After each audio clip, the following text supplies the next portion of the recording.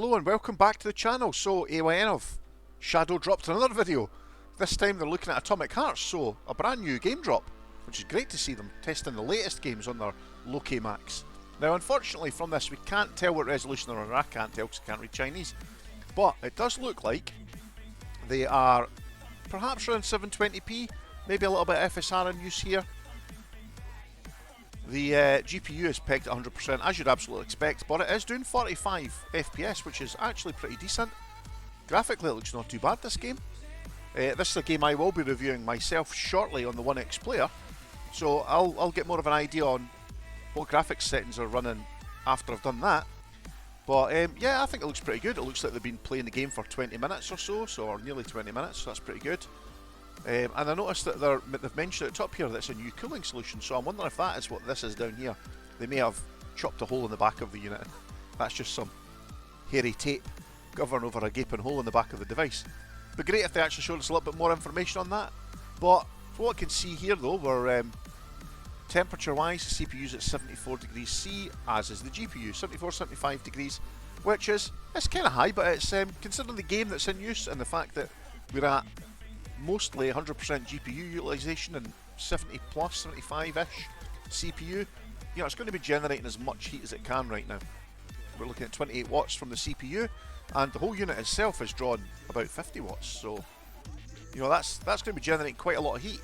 So I would say those temperatures are pretty reasonable. What I will say though is if it's drawing 50 watts from the wall to try and charge the battery at the same time as they're using playing the game, then probably going to look at about an hour's worth of battery life at these sort of settings.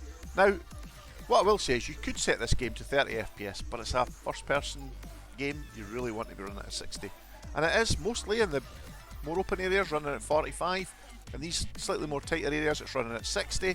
We're going to cut past Granny just now because she swears like a trooper, and we're going to go to the bit underground. Now this point here, 60 FPS, stays pretty much locked at 60 FPS the whole time down here. And I have to say the colours on that, they all look pretty good. You know, the shadows,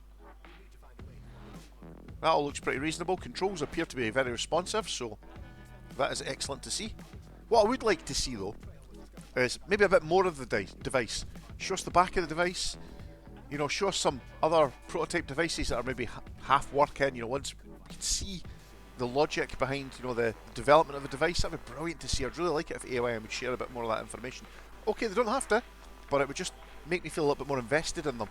And I would love to see some of their research that they're doing into the Intel i3 based model and the Mendocino model. We've not really seen anything at all on that so far. So while I like all the drops of the video content showing us kind of the performance, that's great. The 6800U is pretty well established now. There's quite a lot of handhelds coming at the 6800U. We kind of know what the performance is.